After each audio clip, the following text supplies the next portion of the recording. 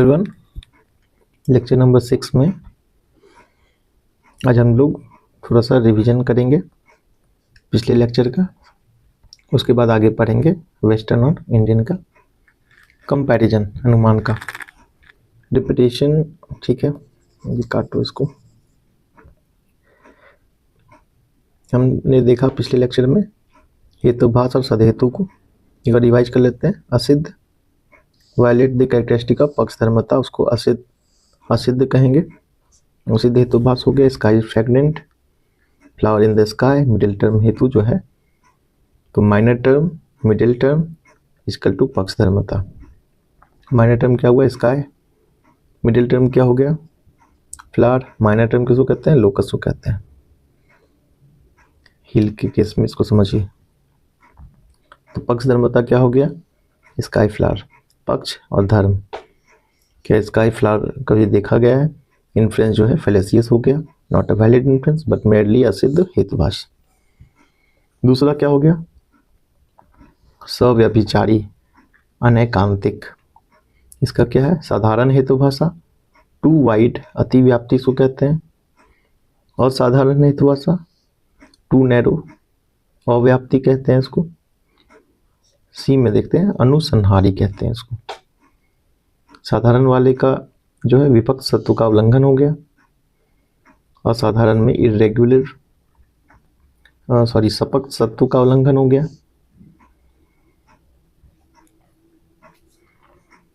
आइए उसको ऊपर देख लेते हैं एक बार।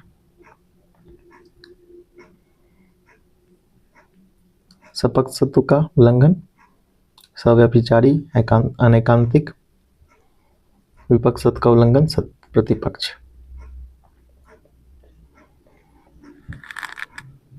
अब साधारण में हम देख लेते हैं कि hill has fire because it is knowable. Hill क्या हो गया? Locus minor term, fire major term, हेतु क्या हो गया? नोएबल। अब नोएबल जो है हेतु जो है, ये तो वहां भी रहता है जहां आग धुआं नहीं रहता, ये हर जगह रहती है। असाधारण क्या है? इतनी नैरो हो जाएगी कि एक ही जगह पर पाया जाएगा। साउंड इज सब्सटेंस, साउंड क्या हो गया यहाँ पे? लोकस मान लेते हैं इसको माइनर टर्म कह लेते हैं यहाँ पे।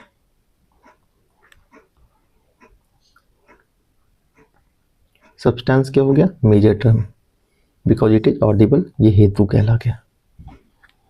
अब सुने जाने का सिर्फ साउंड से रिलेशन है, इसका और पक्ष नहीं बनेगा। फॉर एग्जाम्पल, फायर जो है किचन में ही पाया जाता, हिल में ही पाया जाता, रूम में ही पाया जाता। लेकिन जो ऑडिबल जो है हमारा, जो कि साउंड है बस, नो अदर पक्ष इज पॉसिबल। ये हो गया आपका असाधारण हेतु भाषा। अब सत्य प्रतिपक्ष देख लेते हैं। कांत की एंटीमनीज भी ऐसी ही थी, परस्पर विरोधी बात सिद्ध करते हैं। Sound is eternal, sound is audible, leads towards confusion. After this to influence I am unable to draw any conclusion whether sound is eternal और नॉन इटर्नल। क्योंकि जो इटर्नल होता है वो डिस्ट्रॉय नहीं होता है, लेकिन साउंड डिस्ट्रॉय हो जाता है। चौथा में हम देखेंगे बाधित हेतुभाष। Fire is substance because it is cold, ये अपोजिट है। ऐसा प्रत्यक्ष को देख करके हम लोग काट सकते हैं। ये बाधित हेतुभाषा कहलाया। विरुद्ध, sound is eternal because it produce होने वाली चीज खत्म नहीं होती, मतलब पेरिसेबल है। साउंड को इटर्नल भी कह रहे हैं तो पेरिसेबल नहीं है, तो ये हो गया आपका विरुद्ध वाला केस।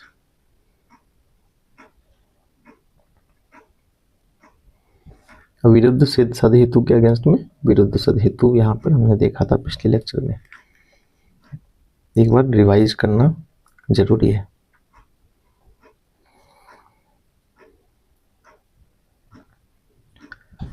ये था हमारा लेक्चर नंबर 5 का रिवीजन। इसको देखने की नीड नहीं है वैसे, अगर आप देख रहे हैं तो लेक्चर नंबर 5 में जाकर इसको देख लेंगे, क्लियर हो जाएगी। 1, 2 से 3 बार इसको देखेंगे, क्लियर होगा। टेक्निकल है थोड़ा सा। एक बार देखने में समझ नहीं आएगा ये। उसके बाद बुक निकालें और वहाँ पर इसको देखने का प्रयास करेंगे। मैं बुक से दिखाऊंगा आपको। अब कंपैरिजन देख लेते हैं वेस्टर्न और न्याय थियोरी ऑफ इन्फ्रेंस का। एरिस्टोटल जो था considered syllogism to be the most popular variety of inference. 3 proposition दिए उसने, 2 प्रीमाइस दिया, 1 कंक्लूजन दिया। Now we will see in that respect Aristotle inference based on syllogism differ from न्याय अनुमान and in what respect it is similar। इसके difference और similarity को हम देखेंगे। एरिस्टोटल जो था वो इन्फ्रेंस कैसे करता था, जैसे हम आज रीजनिंग में पढ़ते हैं all man are mortal, Ram is a man therefore Ram is mortal. ठीक, एरिस्टोटल इसको क्या कहता था, मूड कहता था, मूड कहता था, फिगर कहता था। तो एग्जाम में जहाँ भी एरिस्टोटल से इसको कंपेयर करेंगे तो एक लाइन में लिख देंगे एरिस्टोटल मूड और फिगर, ऐसे करके इसको घेर के साइड में लिख सकते हैं। अब न्याय का अनुमान क्या था, wherever there is smoke there is fire. व्याप्ति स्टेटमेंट पहले आई। दूसरा statement there is smoke on the hill, पक्ष धर्मता स्टेटमेंट दूसरे नंबर पे आई। तीसरे नंबर पे क्या कहते हैं, there is fire on the hill, अनुमिति निगमन डिडक्शन कहते हैं इसको। डिडक्शन क्या हुआ, यूनिवर्सल से पर्टिकुलर की तरफ आने को डिडक्शन कहते हैं, लेकिन जब पर्टिकुलर से यूनिवर्सल जाएंगे उसको इंडक्शन कहते हैं। स्वार्थानुमान, ठीक है, इन्फ्रेंस फॉर सेल्फ, इस तरीके से इन्फ्रेंस अपने लिए किया जाता है। हमने देखा भी कि एक होता है इसके अंदर स्वार्थानुमान, जिसमें शायद जरूरत नहीं पड़ती है स्टेटमेंट की। प्रार्थानुमान, स्टेटमेंट की आवश्यकता पड़ती है, दूसरों को समझाने के लिए होता है। ये हम पिछले लेक्चर में कवर कर चुके हैं, please refer to those lectures please. हम अगर वेस्टर्न इन्फ्रेंस में एरिस्टोटल के सिलोजिस्टिक इन्फ्रेंस को एरिस्टोटल का या वेस्टर्न ट्रेडिशन का इन्फ्रेंस का रिप्रेजेंटेटिव मान लें, उसमें 3 स्टेटमेंट होते हैं, 3 प्रोपोजिशन होते हैं, 3 टर्म होता है, एवरी टर्म अकर ट्वाइस। ठीक है, मैन यहाँ यूज हुआ, मैन यहाँ यूज हुआ, राम यहाँ यूज हुआ, राम यहाँ यूज हुआ, मॉर्टल यहाँ यूज हुआ, मॉर्टल यहाँ यूज हुआ। हर टर्म जो है 2 बार आया वेस्ट के अंदर। ठीक वैसे ही जब हम न्याय में स्वार्थानुमान में हम अपने लिए जब इन्फ्रेंस करते हैं तो 3 प्रोपोजिशन का यूज करते हैं। धुआं, आग और पहाड़ी वाला जो एग्जाम्पल है उसके थ्रू भी हम देखते हैं कि all comes twice. Syllogism of west and अनुमान ऑफ न्याय आर ऑलमोस्ट सिमिलर। इससे ये सिमिलैरिटी हम लोगों ने देख लिया। अब हम लोग डिफरेंस थोड़ा सा देख लेते हैं। एरिस्टोटल में हम देखेंगे कि जो पहला स्टेटमेंट होता है वो स्टेटमेंट रियल भी हो सकता है और फॉर्मल भी। Real as well as formal, वास्तविक या आकारिक। पहले in the first statement we have seen that how Aristotle take illogical statement like all dogs are donkey, all men are mortal. He considered both valid. ठीक है, Aristotle had nothing to do with the reality. His focus was only on forms. अब कुत्ता आदमी होता है कि नहीं होता है उससे उसको कोई मतलब नहीं है। ठीक है, जैसे कि ऑल मैन आर मॉर्टल, ये तो फॉर्मल है, लेकिन ऑल डॉग और डंकी क्या होता है, नहीं होता है, वही बात यहाँ पर कही गई है। उसकी दिलचस्पी फॉर्म आर्ग्यूमेंट की वैलिडिटी में है, ना कि इन्फ्रेंस से नॉलेज निकालने में। ये डिफरेंस वाला हम लोग पढ़ रहे हैं। हमने यहाँ पर सिमिलरिटी देख लिया कि 3 होता है, तीनों में दोनों ट्वाइस होता है रिपीट। अब डिफरेंस वाला में हमने देखा he was interested in fixing the method of influence only. हम अगर वेस्टर्न इन्फ्लुएंस में एरिस्टोटल के सिलोजिस्टिक इन्फ्लुएंस को एरिस्टोटल का या वेस्टर्न ट्रेडिशन का इन्फ्लुएंस का रिप्रेजेंटेशन मान लें, जिसमें 3 स्टेटमेंट होते हैं, 3 सेंटेंस होते हैं, 3 प्रोपोजिशन होते हैं, कंटेन 3 टर्म होता है and every term occurs twice.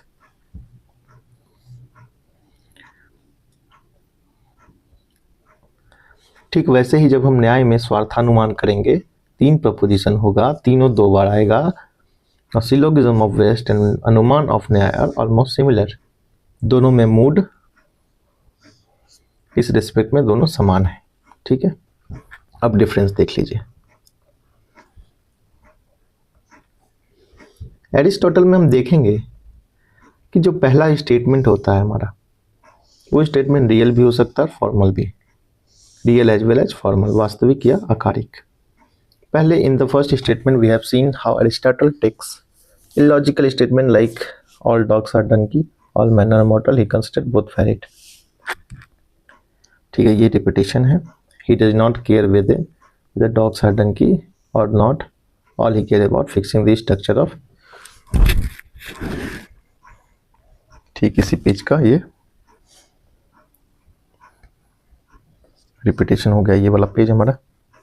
आगे हम लोग बढ़ते हैं।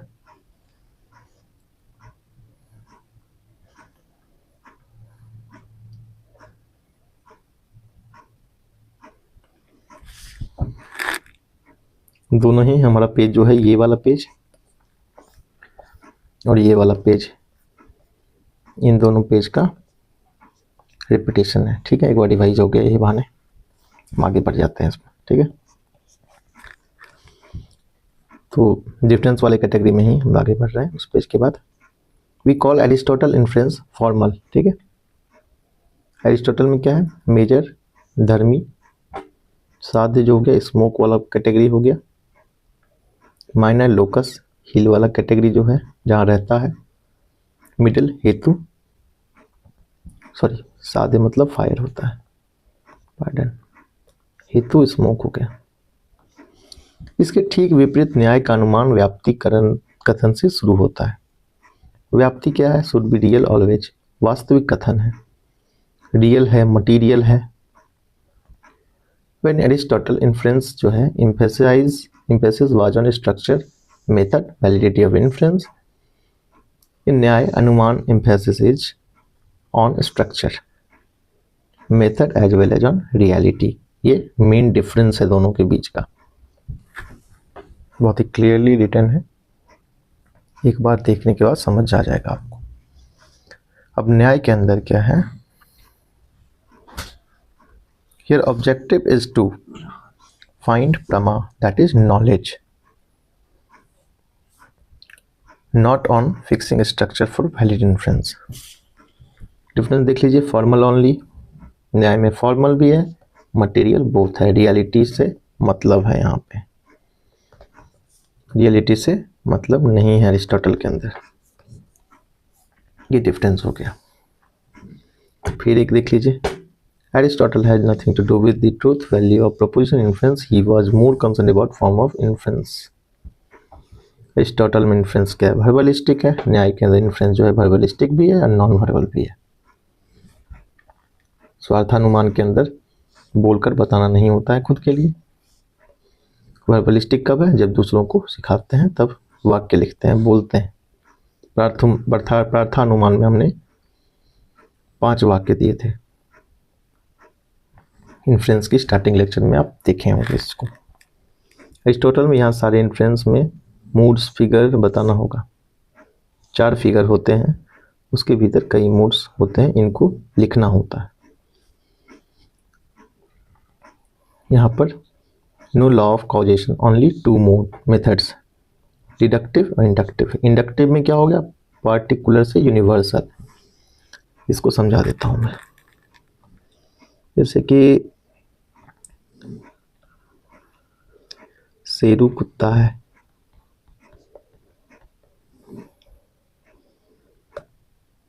एक सेकंड, इसको ना, शेरू जो है बार्क करता है। फिर आपका दूसरा कुत्ता का नाम हो गया जैकी, ये भी बार्क करता है, भौंकता है। Therefore all dogs bark. Universal से क्या हुआ कि all dog bark, therefore Sheru barks, Kalua barks. ये इस तरीके से निकाला जाता है। ये दो मेथड यूज होता है आपका एरिस्टोटल के अंदर।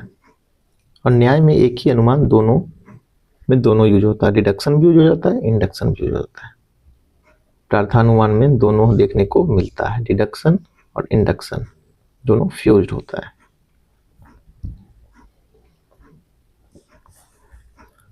अब फैलेसीज एरर इन एरिस्टोटल इन्फ्लुएंस को हम लोग देख लेते हैं।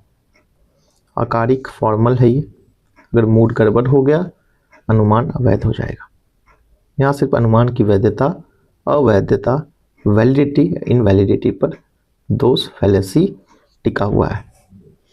अगर हम कहते हैं कि कोई इन्फ्लुएंस वैलिड या इनवैलिड है तो हम सिर्फ ये बता रहे होते हैं कि उसका फॉर्म जो है वैलिड या इनवैलिड है कि नहीं है। लेकिन न्याय के अंदर but when we see error fallacy in Nyaya अनुमान वी टॉक अबाउट हेतु भाषा। न्याय वाला जो वर्जन है बहुत ही डिफाइंड है।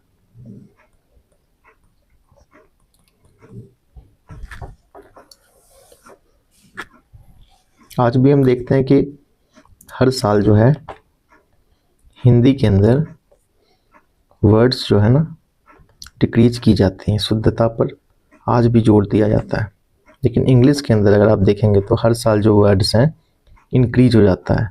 यहाँ पर नियम काम करता है, ठीक है, जो कि यूनिवर्सल टाइप का होता है। यहाँ पर जो नियम काम करता है इंग्लिश में वो रिलेटिव टाइप का होता है, काफ़ी रटने जैसी की चीज़ें होती हैं। English is the most illogical language of this world. Colonial rule जहाँ नहीं रहा है वहाँ इंग्लिश का इसलिए आज के समय में नामो निशान भी नहीं है।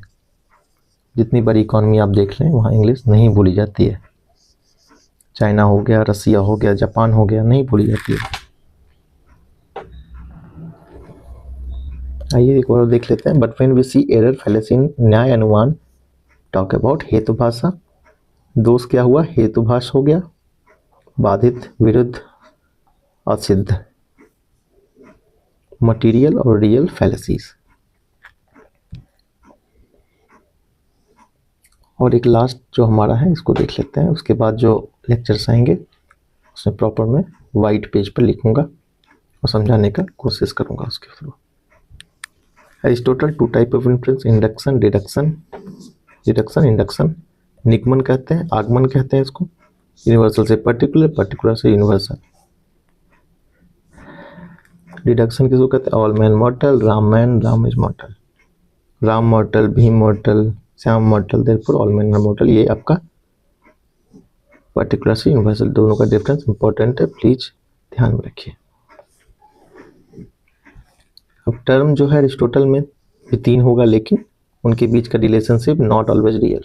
रियल भी होगा, फॉर्मल भी हो जाता है।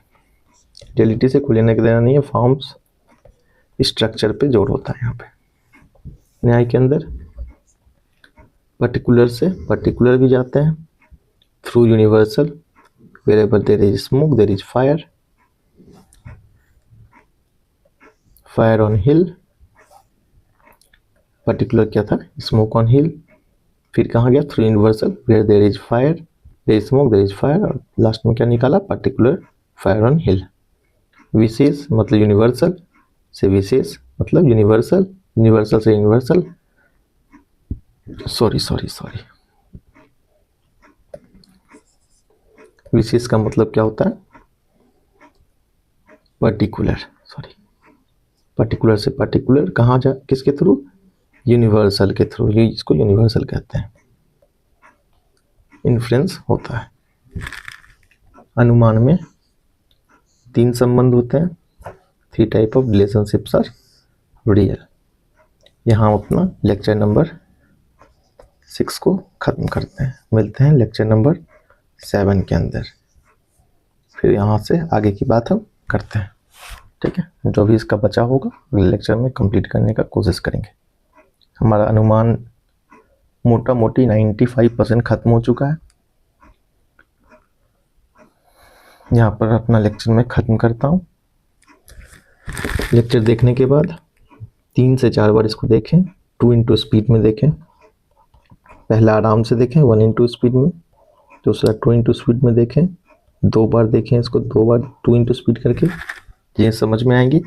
फिर रेफर कौन सा बुक करना है, दत्ता चैटर्जी, क्योंकि CD शर्मा की बुक जो है उसमें प्रॉपर मैनर में नहीं दिया गया है ये वाला खास करके चैप्टर। ठीक है, यहाँ पर मैं अपना लेक्चर ख़त्म करता हूँ।